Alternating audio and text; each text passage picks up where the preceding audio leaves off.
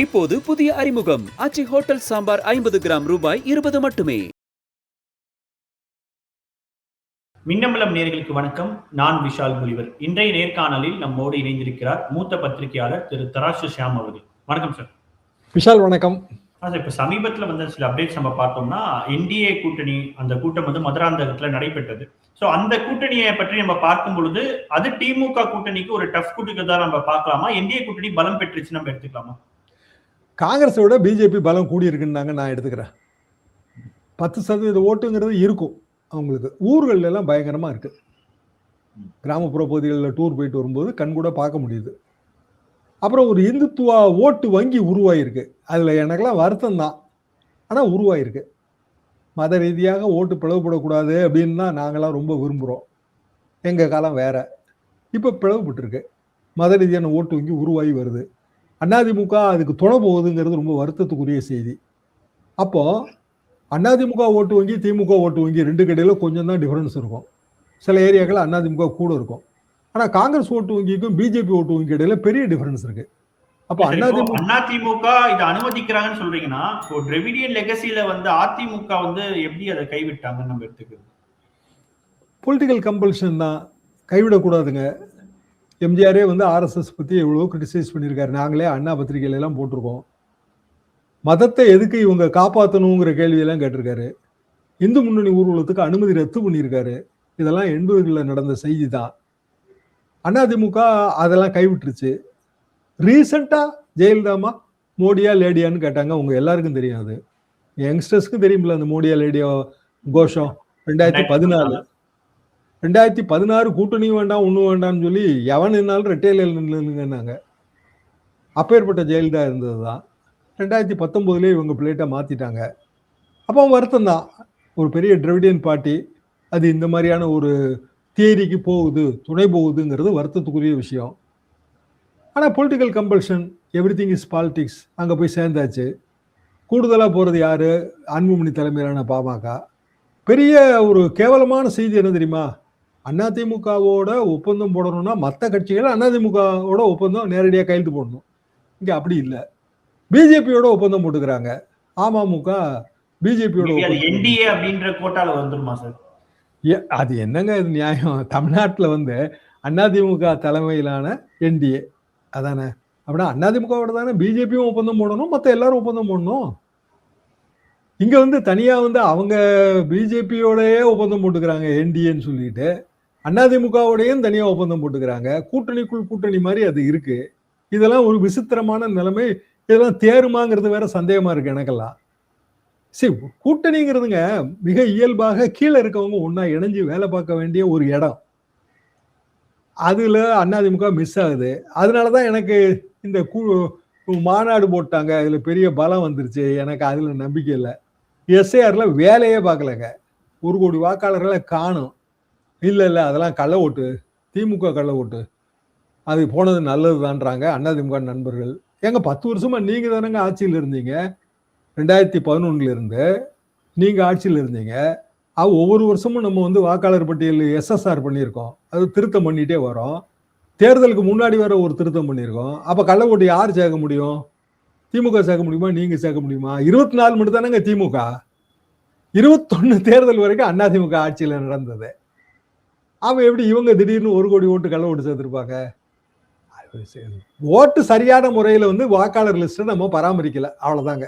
திடீர்னு பாத்தீங்கன்னா இறந்து போனவங்க லிஸ்ட் இவ்வளவு வருது, ஷிஃப்டிங் லிஸ்ட் இவ்வளவு வருது, அன்மேப்டுன்னு சொல்லி அது ஒரு லிஸ்ட் காட்டுறாங்க. ஆனா எஸ்ஐஆர் பணியில தீவிரமா இருந்தது யாரு? திமுக. விடுபட்ட வாக்காளர்களை சேர்க்கறதுல அக்கறை செலுத்தியது யாரு? திமுக. அதுக்குரிய ஃபார்ம் எல்லாம் ஃபில்அப் பண்ணி கொடுத்தது யாரு? திமுக.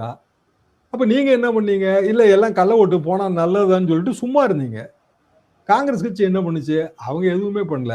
யாராவது ஒருத்தர் வேலை பார்த்து அவங்களை ஜெயிக்க வைக்கணுங்க. வின்னிங் சர்டிஃபிகேட் வரைக்கும் கையில வாங்கி கொடுத்தா அவங்க சந்தோஷமா இருப்பாங்க. இவங்க சரியா வேலை பார்க்கலன்னு குற்றம் சொல்லுவாங்க. பிஜேபி ஏதாவது செஞ்சுதானா? அதுவும் ஒண்ணுமே செய்யல. அதெல்லாம் மோடி பார்த்துக்குவாருன்ட்டாங்க. தமிழ்நாடு பிஜேபி என்னங்க பண்ணுது? எல்லாம் அமித்ஷா பார்த்துக்குவாரு, எல்லாம் மோடி பார்த்துக்குவாரு, அவ்வளவுதான். எங்க நீங்களாங்க இங்க பார்க்கணும் அப்படின்னா அது எங்க வேலை இல்லைங்க, அதெல்லாம் அவங்க வேலை. இப்படி போகுது அது.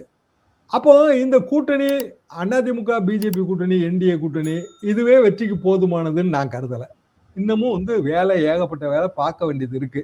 போக போக பார்ப்பாங்களான்னு நமக்கு தெரியாது. அதே நேரத்தில் திமுக கூட்டணி காங்கிரஸ் கட்சி அவங்க பண்ற குழப்பம் இதுக்கும் முற்றுப்புள்ளி வைக்கணும். அப்போ முற்றுப்புள்ளிகள் வைக்காமல் தொடர்வது என்பது ஆரோக்கியமானது இல்லை. இல்ல சார், இப்போ பாஜக வளர்ந்திருக்கு அப்படின்னு நீங்க சொல்லியிருந்தீங்க சார். அப்ப திமுக இத்தனை நாளா வச்ச அந்த ஆன்டி பிஜேபி அப்படின்ற பிரச்சாரம் வந்து தேக்க நிலை அடைஞ்சு போகுதுன்னு நம்ம எடுத்துக்கலாமா? பிஜேபி வளர்ந்துருக்குன்னா யாரோட ஓட்டு வங்கியே எடுத்து வளர்ந்துருக்குங்கிறதாங்க கேள்வி.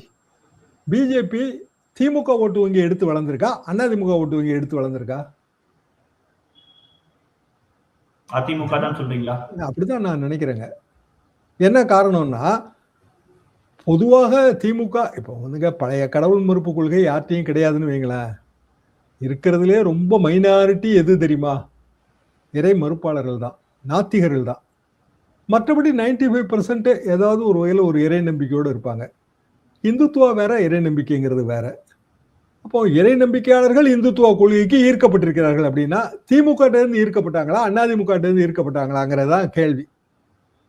எனக்கு என்னமோ அது அதிமுக இருந்து ஈர்க்கப்பட்டதா தான் நான் நினைக்கிறேன். அப்புறம் பிஜேபி எடுக்கிற டாமினேட்டிங் ரோல், நாங்க தாங்க இந்த கூட்டணிகளை எல்லாம் டிசைட் பண்றோங்கிற அந்த டாமினேட்டிங் ரோல், அதுக்கு உதவி பண்ற டெல்லி அதிகாரம். டெல்லி அதிகாரம் இருக்கிறதுனால தானே நீங்க இவ்வளவு ஆடுறீங்க.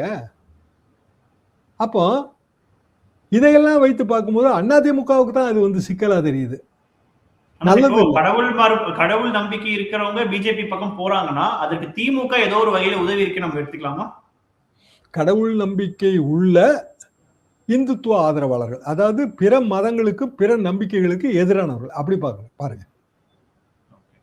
மத நல்லிணக்கம், மத சகிப்புத்தன்மை, எல்லா மதங்களும் ஒண்ணுன்னு நினைக்கிற தன்மை, இதெல்லாமே கொஞ்சம் கொஞ்சம் நுணுக்கமான வேறுபாடுகள் இருக்கு. தீவிரமான இந்துத்துவ கொள்கை வட இந்தியாவில் இருக்கிற மாதிரி அது தென்னிந்தியாவில் கிடையாது. இப்போ ஆஃப் லைட் வளர்ந்துக்கிட்டு வருது. இது நம்ம முற்றுப்புள்ளி வைக்க வேண்டிய கட்டாயம் இருக்கு, நமக்கு எங்களுக்கு இருக்குன்னு நான் நினைக்கிறோம். இல்ல சார், எதனால அந்த கேள்வி வருதுன்னா, இப்போ உதயநிதி அவர்கள் சனாதன தர்மம் குறித்து பேசின விஷயங்களா இருக்கட்டும், இல்ல இந்த திருப்பரங்குன்ற விவகாரமா இருக்கட்டும், இது எல்லாமே பிஜேபி வளர்றதுக்கான ஒரு வாய்ப்பாக அமைஞ்சிருக்கா? திருப்பரங்குன்ற விவகாரம் 100 வருஷமா இருக்கிற விஷயங்க. நீங்க திருப்பரங்குன்ற லோக்கல் டவுன்ல போய் கேட்டீங்கன்னா எங்களுக்கு தேவையே இல்லாத விஷயங்க, எங்களோட வியாபாரத்தையே இது பாதிக்குதுன்னு அவங்க சொல்றாங்க. ஆனா அதை எடுத்து பிஜேபி பெரிய அளவுக்கு பிளே பண்ணுது. பிளே பண்ணும்போது எது எப்படியோ திமுக வந்து ஒரு ஸ்டாண்ட்ல தெளிவா இருக்கு. கோர்ட்டே ஆர்டர் பண்ணாலும் நாங்கள் விட மாட்டோங்கிற ஸ்டாண்டு. ஏன்னா இதே தான் நீங்க சொன்ன ஆரம்பத்துல இருந்து சொன்ன சனாதன எதிர்ப்பு. சனாதனம்னா என்னன்னா தீவிர வைதீகம் தான் சனாதனம். சனாதனம் இஸ் நாட் இந்துத்துவா இல்ல இந்து மதம் அப்படிங்கிறது நீங்க அதுக்குள்ள சுருக்க முடியாதுங்க. நம்மளோட இந்து மத கான்செப்டே வேற. நம்ம வந்து எல்லா ஐயனாரையும் வழிபடுவோம். செல்லாத்தா முத்து மாரியாத்தா அப்படின்னா அது நம்ம இந்து மதம். அதுவே சுப்ரபாதம் சொன்னீங்கன்னா அது இந்துத்துவா. ரெண்டுக்கிட்ட பெரிய டிஃபரன்ஸ் இருக்கு. பொதுவாகவே தமிழ்நாடு எப்போதுமே எல்லா மத வழிபாடு தலங்களுக்கும் போவாங்க. வேளாங்கண்ணிக்கு போறதுக்கும் இங்க கூட்டம் இருக்கு, நாகூர் தர்காவுக்கு போறதுக்கும் கூட்டம் இருக்கு, திருப்பரங்குன்றம் மலை மேல இருக்கிற தர்காவுக்கும் எல்லாரும் போவாங்க. நாங்களே எங்க மோட்டர் சைக்கிள்லாம் அந்த காலத்துல மதுரையில பூஜை போடும்போது திருப்பரங்குன்றம் முருகன் கோயிலையும் வந்து கும்பிடுவோம், மேல தர்காவுக்கும் ஏறி போவோம். அண்ணாவே சொல்லிட்டார்லாங்க, நாங்க பிள்ளையாருக்கு தேங்காயும் உடைக்க மாட்டோம், பிள்ளையாரையும் உடைக்க மாட்டோம், இதுதான் எங்க பாலிசி. நீங்க கடவுள் நம்பிக்கையோட இருக்கீங்களா, அது உங்க தனிப்பட்ட விருப்பம் தான், தாராளமா இருந்துக்குங்க. அதுக்காக பிற மத கடவுள்களை நம்ம பழிக்க வேண்டியது இல்லை. அவங்கவுங்களுக்கு அவங்க நம்பிக்கை பெரிதுங்க. இதுக்குள்ள நீங்க எதுக்கு வந்து அரசியலை கொண்டு வரீங்கிறதா நம்மளோட கேள்வி எப்போதுமே. தமிழ்நாட்டுக்கு நலன்களை செய்யுங்க, தமிழ்நாட்டு நன்மை எதுவோ அதை செய்யுங்க, தமிழ்நாட்டுக்கு எது உகந்ததோ அதை செய்யுங்க, இதுதானே நம்மளோட பார்வை. ஆர் இன் அதர் வேர்ட்ஸ், சட்டமன்ற தேர்தல்னு வரும்போது தமிழ்நாட்டு நலன்களுக்கு, தமிழ்நாட்டு நலன்களை பாதுகாப்பதில் யார் சிறந்தவர்களோ அவர்களுக்கு vote. Prime defender of Tamil Nadu. அந்த இடத்துக்குள்ள அதிமுக இருந்ததுங்க, எம்ஜிஆர் காலத்துல இருந்து, ஜெயலலிதா காலத்துல இருந்தது. அன்பார்ச்சுனேட்லி இப்ப இல்லை. திமுக கலைஞர் காலத்துல இருந்தது, அண்ணா காலத்துல இருந்தது, இப்பவும் இருக்கு. இப்படிதான் நான் இதை பாக்குறேன். ஓகே சார், இறுதியா ஒரு கேள்வி என்னன்னா, இப்போ சமீபத்துல விஜய் அவர்கள் பேசிய அந்த பேச்சுல வந்து அதிமுகவையும் வந்து நேரடியாக அவர் விமர்சிச்சிருக்காரு. இப்போ அதிமுகவும் அதற்கான பதிலடியை கொடுக்குறாங்க. இது எதை நோக்கி போகும் சார்? குறிப்பா இந்த பிரச்சாரங்கள் மாதிரியான சமயங்களும் சரி, இது வாக்கு வங்கி அடிப்படையில் என்ன மாதிரியான ஒரு மாற்றத்தை ஏற்படுத்தும்? விஜய் ஒரு விஷயத்த பிளான் பண்றாருன்னு நான் நினைக்கிறேங்க. என்னன்னா, விஜய் எதிர்ப்பு வாக்கு வங்கி அதை வந்து ஐடென்டிஃபை பண்ணி பிளவுபடுத்துது. நமக்கு ஒரு ஆதரவு வாக்கு வங்கி இருக்கும், வெற்றி பெறுவதற்கு அது மட்டுமே போதாது, எதிர்ப்பு வாக்கு வங்கியை பிளவுபடுத்தணும். திமுகவும் அதே தான், அதிமுகவும் அதே தான். விஜய் இப்போ அதுக்குள்ளே வந்திருக்காரு. அப்போ விஜயோட எதிர்ப்பு வாக்கு வங்கி எங்கெல்லாம் இருக்கு? அதிமுகவில் இருக்கு, திமுகவில் இருக்கு, பிற கட்சிகளில் இருக்கு. திமுக ஏற்கனவே ஒரு எதிரின்னு சொல்லியாச்சு. இப்போ அதிமுக எதிரி அப்படின்னு நம்ம சித்திரப்படுத்துவதன் மூலமாக தான் அந்த வாக்கு வங்கியை எடுக்க முடியும். விஜயோட ஆதரவு வாக்கு வங்கி சென்சி இல்லை பெண்கள் அது தனி ராகங்க, அதை விட்டுருங்க. எதிர்ப்பு வாக்கு வங்கி இருக்குல்ல, அதை நீங்கள் பிளவுபடுத்தணும்ல. அப்படின்னா அதிமுகவை சேர்த்து அட்டாக் பண்ணி தானே ஆகணும். தொடர்ந்து பேசும். உங்கள் நேரத்திற்கும் கருத்து பகிர்வுக்கும் மிக்க நன்றி சார். இப்போது புதிய அறிமுகம் ஆச்சி ஹோட்டல் சாம்பார் 50 கிராம் ரூபாய் 20 மட்டுமே. மின்னம்பலம்.com தமிழின் முதல் மொபைல் பத்திரிகை.